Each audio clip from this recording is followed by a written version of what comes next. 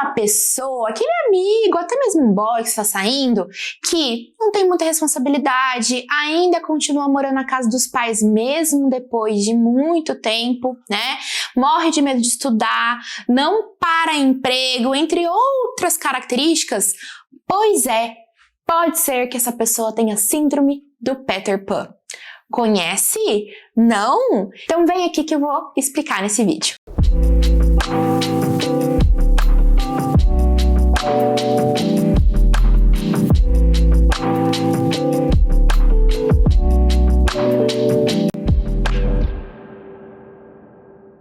Olá, meus queridos! Tudo bem? Sejam bem-vindos a mais um vídeo do quadro Carol Responde. E hoje vou responder a pergunta de uma seguidora que me deixou lá na caixinha do Instagram. Se você não sabe, lá no meu Instagram, toda segunda-feira eu abro uma caixinha que eu coloco o SAPS, que é o Sistema de Ajuda Psicológica ao Seguidor. E aí as perguntas de lá são os temas de alguns vídeos aqui do meu canal do YouTube, então espero que vocês gostem e mandem suas perguntas lá. Se você é novo por aqui, seja muito bem-vindo.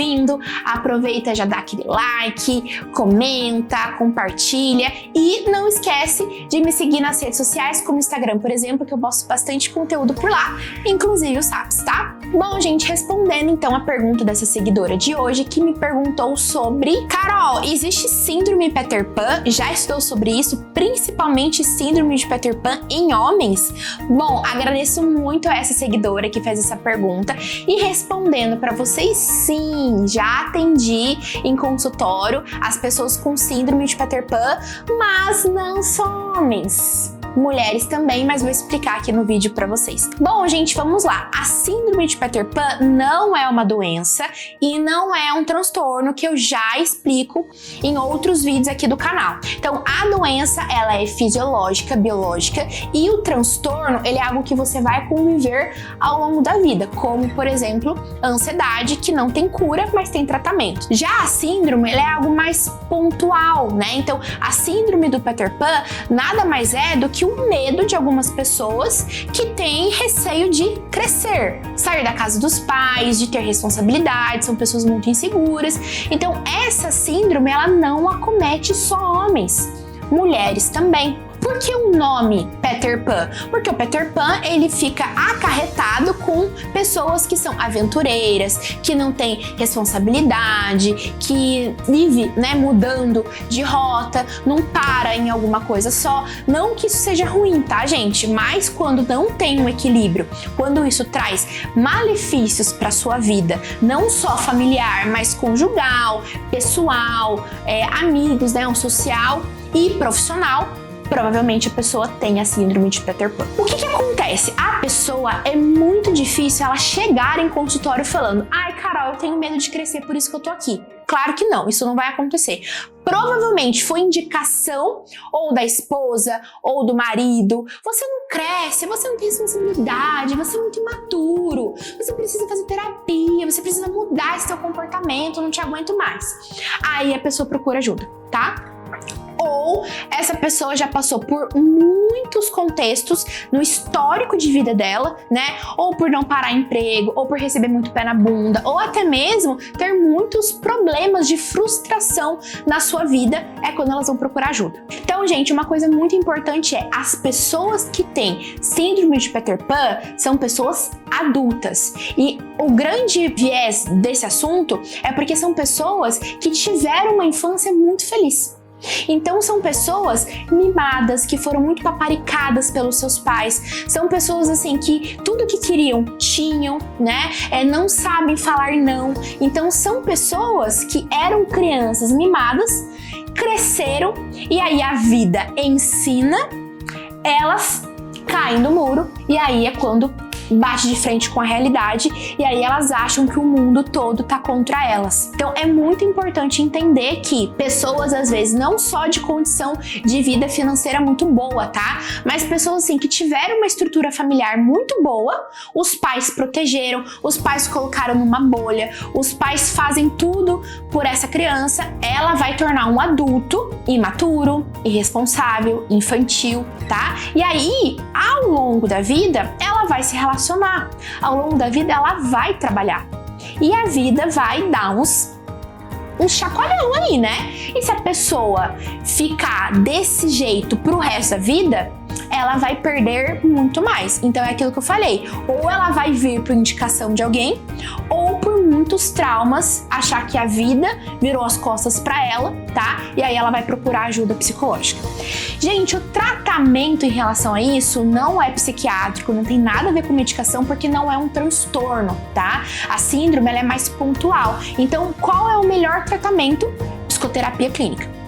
O que a gente vai trabalhar em terapia? Mudança de comportamento. Então, primeira coisa de tudo, eu preciso ver como que foi a infância desse adulto. Como que é a relação com os pais, como que é a relação com frustração, como que é a relação em receber um não e em dar um não. Como que foi a relação de amigos na infância, se essa criança foi muito líder, né? Se essa criança tinha tudo que ela queria. Hoje em dia, ela é um adulto ambicioso, criativo, proativo, consegue as coisas que quer. Qual é a condição de vida financeira desse adulto? A relação conjugal, até mesmo a relação amorosa que ela possui hoje em dia.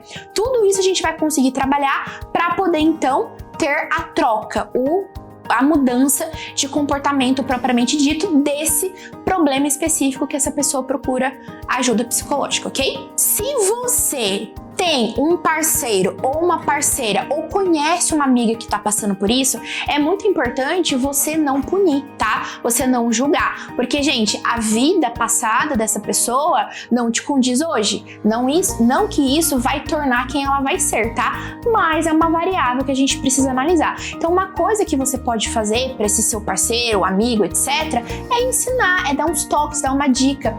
Não que isso seja vergonhoso, não que isso seja motivo de risada, de piada, mas ajuda, ensina, né? Fornece informação. Agora, se essa pessoa que tá tendo ali a síndrome e exige de você que você faça as coisas pra ela, aí você precisa se pontuar aí, né? E colocar o outro no lugar dele. Tá?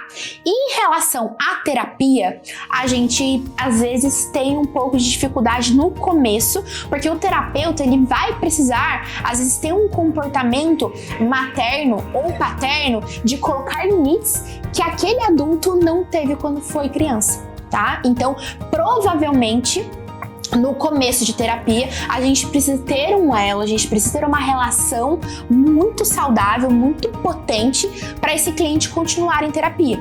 Porque se a gente for um pouco mais rígido com essa pessoa, ela vai querer parar e não vai voltar mais para a sessão. Então, eu como terapeuta preciso ver até que ponto eu posso com esse cliente para não assustar, e também eu preciso ter uma postura mais de professora, de aprendizado, de ensinar, né? Até mesmo de dar umas dicas, ok? Agora, gente, a pessoa que tem a síndrome de Peter Pan é uma pessoa que vai passar por alguns sintomas, né, ao longo da vida.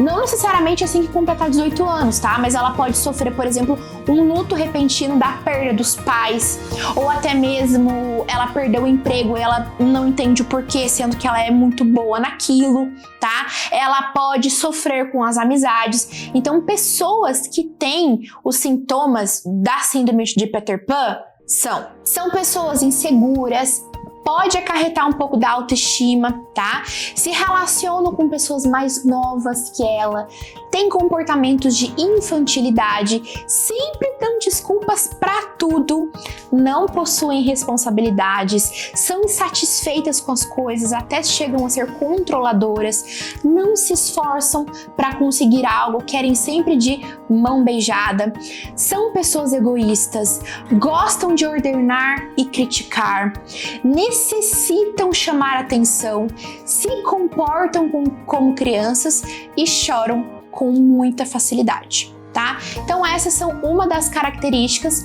de uma pessoa que tem a síndrome do Peter Pan. Gente, eu escuto muito isso de pessoas no consultório que se relacionam com adultos que têm a síndrome de Peter Pan, que normalmente sou eu que faço o diagnóstico, tá? Então às vezes eu escuto de cliente mulher falando: meu, já namoro faz tanto tempo com meu namorado, ele não me pede em casamento, vira e mexe, ele tá na casa dos pais, a mãe lava a roupa ainda do cara com 30 anos ou mais, né? Tá muito acomodado no serviço, né? Ou até mesmo tem um paladar infantil, gosta muito de comer McDonald's ainda, não gosta de fazer uma dieta, não experimenta comidas mais saudáveis. Então, quando eu escuto isso da minha cliente, quem é a minha cliente é que me procurou. Então, eu não consigo ali ajudá-la em relação ao namorado, por exemplo, né? O que eu preciso fazer com ela é orientá-la em relação a isso. Se ela está disposta em continuar a se relacionar com um cara que tem esse tipo de comportamento, tá? Outro ponto, se ela quiser continuar, ela pode ensinar. Ela pode conversar com ele, amor, vamos casar, vamos sair de casa. Amor, me incomoda um pouco a sua mãe lavar as roupas pra você. Porque quando a gente for casar, não sou eu que vou lavar suas roupas, né? A gente bota na máquina, etc. Eu não vou ficar lá no tanquinho esfregando as suas meias, né? Então, a partir desse momento, quando a namorada começa a pontuar esse namorado ele vai ter uma reação. Ele pode ter uma reação de raiva, de rebeldia, de tipo, claro que não, você tem que fazer as coisas pra mim, porque minha mãe sempre fez, você pra ser uma dona de casa, pra ser a minha mulher, você tem que fazer. Aí a minha cliente me contando isso, a gente vai ter que ver até que ponto isso é machismo, até que ponto isso é mimado, até que ponto isso é um medo de perder os paparicos da mamãe, né? Ou ele pode ter uma postura tipo, nossa, é verdade, eu tô com 30 anos, eu namoro há 8 anos com a minha namorada, por exemplo, né? A gente não tá nem conversando sobre casar ainda. Poxa, preciso aprender a fritar um ovo? Nossa, eu preciso aprender a como esticar uma cama, né? Preciso aprender a comprar roupa. Então, isso é muito importante também, ver essa relação entre um relacionamento, tá? Agora, o que acontece? Às vezes, eu atendo em consultório mães, tá? Ou até mesmo o filho, ou a filha, tá? Que fala que os pais fazem tudo. E aí, eu como uma profissional, eu preciso orientar essa mãe ou até mesmo um cliente que eu tô vendo ali que pode ser que tenha síndrome de Peter Pan mais pra frente, de ensiná-lo a ter umas posturas mais ativas. Então, como por exemplo, às vezes o cliente meu, ele é adolescente, por exemplo, e é a mãe que busca todo dia na escola. Mas se a mãe tem um compromisso, ela fica apavorada de como esse menino ou como essa menina vai voltar da escola. Gente, Uber, ônibus, carona, mototáxi que seja, almoça ali na esquina da escola, num restaurante, depois volta pra escola pra esperar uma carona ou a mãe voltar pra poder ir buscar na escola, entende? Então, às vezes, o que eu vejo também é esses pais que tiveram uma infância nada legal, e aí eles querem dar para os filhos o que eles nunca tiveram. E aí vai colocar esse filho numa bolha, não vai ensinar esse filho a crescer. Ou mãe e pai que compra roupa para filho. E aí esse filho vai crescer, esse filho vai ter 20 e poucos anos, é a mãe ainda que escolhe a roupa. Ou é a namorada que ajuda a escolher a roupa. Então é muito importante também, se você for mãe e se você for pai, ensinar o seu filho a viver o mundo. Porque se você protege hoje, você não está protegendo para o futuro, você está protegendo agora. E aí o seu filho, a sua filha, vai se na frente. Então é muito importante você também, como mãe e como pai, ver a postura familiar em casa de ensinar esse filho a se virar, né? A fazer uma comida, a lavar uma roupa, a comprar a sua própria roupa, né? Enfim, entre outras coisas e principalmente alimentação. Então, se a sua criança, eu tento ensinar a minha criança a comer salada, não come, mas você come? Você lê livro?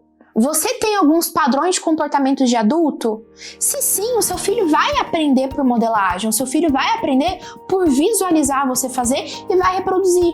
Agora, se você não come salada, como que você vai querer que seu filho come salada, meu pai amado? Agora, se você come salada, mas o seu filho não come salada, Tenta de uma forma diferente, uma abordagem diferente, refogado, com tempero, sem tempero, cozido, cru. Vai tentando ali de alguma forma e não desista. Não adianta, meu filho só come McDonald's. Não adianta, meu filho só toma refrigerante. Mas se tem em casa, se tiver em casa, ele vai comer. E aí ele vai se tornar um adulto, vai começar a namorar e a namorada, né, ou o namorado vai falar, caramba, mas a gente não consegue sair para um restaurante e comer uma comida diferente porque ele ou ela só quer comer ali uma comida mais normal, tá? Então fica a dica para vocês em relação a isso também. Bom, gente, espero que vocês tenham gostado do vídeo de hoje. Agradeço essa seguidora que me fez essa pergunta sobre a síndrome de Peter Pan. E fica a dica então, hein? Se você suspeita do seu namorado, do seu marido, até mesmo do seu filho, encaminha esse vídeo. E outra coisa, ensina, acolha, não puna, porque essa pessoa provavelmente não recebeu instruções familiares em casa e tá tudo bem, tá? Não vamos punir esses pais, pelo amor de Deus. E faça a sugestão de uma terapia, porque lembra, gente, a terapia é um processo de autoconhecimento, tá? Eu tenho uma demanda, eu quero me conhecer, eu tenho algum problema específico, eu vou procurar terapia. Então, mesmo se esse adulto for um adulto, né, mais velho, não tem problema, a terapia vai ajudar, tá? Ou se essa pessoa não quer fazer terapia e você está se relacionando com uma pessoa que provavelmente tem a síndrome de Peter Pan, a terapia também vai te ajudar a como se livrar dessa pessoa ou como ajudar o seu parceiro ou a sua parceira a crescer. Combinado? Espero que vocês tenham gostado do vídeo. Não esquece de dar um like, comenta se você gostou, compartilha com os seus amigos, se inscreve no canal e corre para as minhas outras redes sociais, como o Instagram, por exemplo, que eu posto bastante conteúdo por lá. Um beijo e até o próximo vídeo. Se você não sabe, gente, toda segunda-feira tem o SAPS, que é o Serviço de... O que é? Serviço de Ajuda Psicológica ao Seguidor. Isso. Então, como por exemplo, um adolescente. Pode tossir. Mas é pra ser então, leve pode deixar mesmo. se ferrar, então a gente bota um pi. Na fala. Se você achar que... tipo, tom Pode cômico. ser, que daí fica... Vai pi... Beleza. Ele vai se pi... Não, não, vai parecer que ela falou outra coisa. Ok.